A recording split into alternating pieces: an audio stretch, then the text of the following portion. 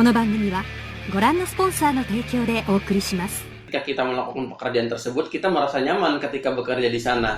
Nah, jadi ketika kita suka, kita mendapatkan uang, kita bahagia juga, enak lah dalam hidup.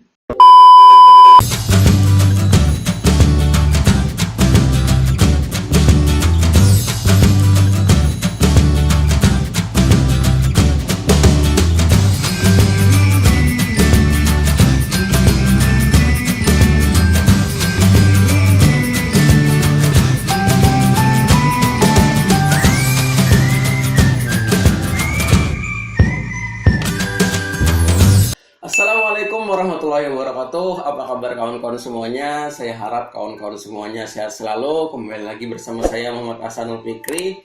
Dan di video kali ini saya akan kembali mereview buku. Nah, yang mana buku ini merupakan buku yang sangat luar biasa, dimana ketika saya membacanya itu saya langsung ketagihan untuk membacanya secara terus-menerus. Jadi buku ini ditulis oleh seorang pesulap yang mana kemarin juga sempat menjadi host di Hitam Putih selama bertahun-tahun, dan sekarang mempunyai YouTube channel yang podcastnya itu penontonnya sangat luar biasa sekali banyaknya. Siapa lagi kalau bukan Om Deddy Corbuzier. Nah, jadi di video kali ini saya akan mereview buku dari beliau, Millennial Power, buku dari Deddy Corbuzier dan juga Eric ten Hag. Nah, yang mana akan kita bahas di video kali ini. Millennial Power. Check this out. Oke, kawan-kawan semuanya, jadi buku ini membahas tentang banyak sekali pembahasan yang cukup menarik, dimana diantaranya adalah bagaimana cara kita menemukan passion, terus apa arti sukses sebenarnya, bagaimana cara meyakinkan orang tua kita dengan apa yang kita impi-impikan, terus rahasia untuk menjadi sukses dan kaya raya. Nah, itu adalah poin penting yang ada dalam pembahasan buku Millennial Power ini. Terus bagaimana cara menghilangkan malas dan juga rasa bosan, cara memanfaatkan waktu untuk menggapai mimpi, bagaimana cara membuat rencana hidup, dan lain sebagainya. Nah, jadi seperti itu. Pembahasannya yang sangat menarik sekali. Oke, terlebih dahulu kita akan mereview sampul bukunya. Nah, jadi cover bukunya ini sangat bagus sekali, ya kan? Millennial Power. Ada gambar Om Deddy Corbuzier dan juga Eric ten Hag. Nah, Eric ten Hag ini seorang entrepreneur dan juga property investor. Nah, jadi seperti itu.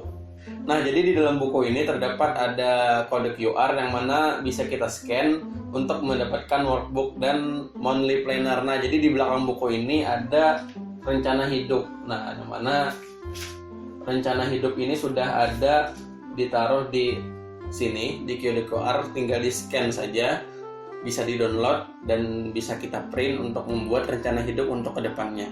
Nah, jadi seperti itu kawan-kawan. Terus bahasa yang digunakan dalam buku ini sangat mudah sekali untuk dipahami. Saya yakin kawan-kawan semuanya juga langsung suka ketika membaca intronya dari buku ini. Dan untuk identitas bukunya ada di sini.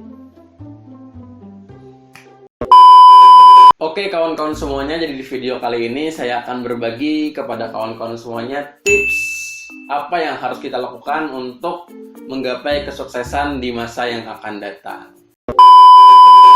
Oke, tips yang pertama, kenali passion terlebih dahulu dan cari kerja. Nah, artinya ketika kita ingin melakukan suatu pekerjaan, kita harus mengenal dulu apa yang kita bisa. Artinya kan ketika kita melakukan pekerjaan tersebut, kita merasa nyaman ketika bekerja di sana.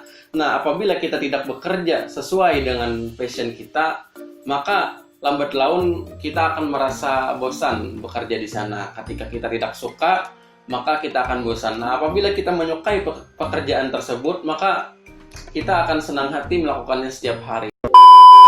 Tips yang kedua, rancang kebahagiaanmu sendiri. Nah, bekerja bukan hanya soal menjemput rezeki, tetapi untuk membuat kita juga bahagia. Nah, apabila kita bahagia dalam melakukan hal tersebut, pekerjaan tersebut, maka ketika uang masuk ke dalam kantong kita, kita pun akan bahagia. Percuma kita mencari kerja ketika kita tidak suka dengan pekerjaan tersebut, ya kan? Nah, jadi ketika kita suka, kita mendapatkan uang, kita bahagia juga, enak lah dalam hidup. Sombong amat. Yang ketiga adalah kenali indikator passionmu. Nah, jadi kan tips yang pertama tadi saya sudah bahas, bahwasanya ketika kita ingin bekerja, kita harus mengenal apa passion kita, apa yang kita bisa. Nah, jadi mungkin di sini ada beberapa hal sederhana yang bisa menjadi indikator untuk kita semua bisa mengetahui apakah itu passion kita. Nah, jadi yang pertama ada bersemangat dalam menjalani aktivitas kerja. Nah, jadi kan ketika kita bersemangat melakukan aktivitas tersebut, mungkin itu merupakan salah satu dari passion kamu. Terus yang kedua ada berusaha melebihi target utama. Nah, biasanya kan ketika kita mendapatkan suatu tugas, ketika kita berusaha melebihi target utama, itu juga merupakan salah satu indikator itu adalah passion kita. Nah, terus yang ketiga, merasa sebagai project pribadi. Nah, merasa sebagai project pribadi ini maksudnya, pekerjaan ini merupakan project yang menyenangkan sekali buat saya. Saya kerjakan. Ini merupakan pekerjaan sehari-hari saya seperti itu, ya kan?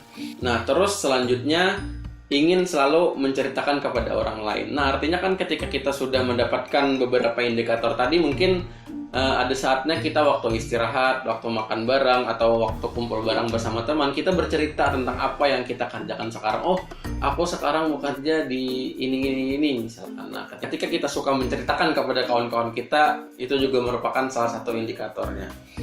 Terus yang paling penting dari semua indikator tadi adalah merasa bahagia. Nah, tadi kan sudah jelaskan sebelumnya juga bahwasanya ketika kita bahagia menjalani pekerjaan tersebut, sudah pasti itulah passion kita. Nah, jadi apakah indikator-indikator tadi ada pada dalam diri kawan-kawan semuanya? Kalau ada, berarti itu adalah passion kawan-kawan semuanya. Terus yang keempat, jadikanlah passionmu sebagai panggilan hidupmu. Nah, artinya bekerja dengan passion itu menuntut kita untuk menjadi manusia yang selalu menjadi lebih baik. Ketika passion sudah menjadi panggilan hidup, artinya kita sudah memikirkan bahwasanya inilah yang diberikan Tuhan kepada kita untuk hidup di muka bumi ini, berarti kita harus melakukan itu, potensi itu. Terus yang terakhir, tanyakan kepada diri sendiri 5 pertanyaan ini. Nah, jadi akan saya bacakannya setiap pagi.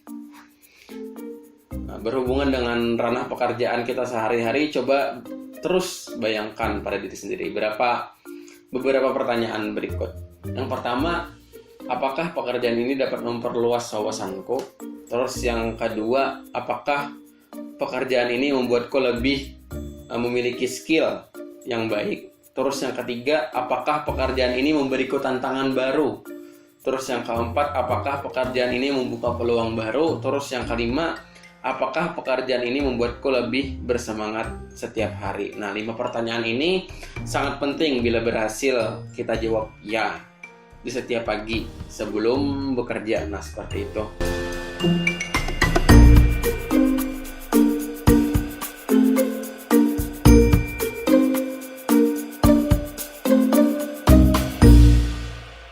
Tujuan tanpa rencana adalah sebuah harapan. Nah, mungkin sampai di sini saja video saya pada kali ini. Semoga bermanfaat dan jangan lupa like, komen, dan subscribe channel Ahsanul Fikri. Terus pantengin videonya. Kalau ada saran untuk video saya selanjutnya, silahkan komen di bawah. Ihdinas siratal mustaqim, Justin Bieber rambutnya gondrong pergi ke kali menumpang mandi. Kalau saya salah ngomong, jangan simpan dalam hati. Ihdinas siratal mustaqim. Wassalamualaikum warahmatullahi wabarakatuh. See you in the next video. Bye-bye.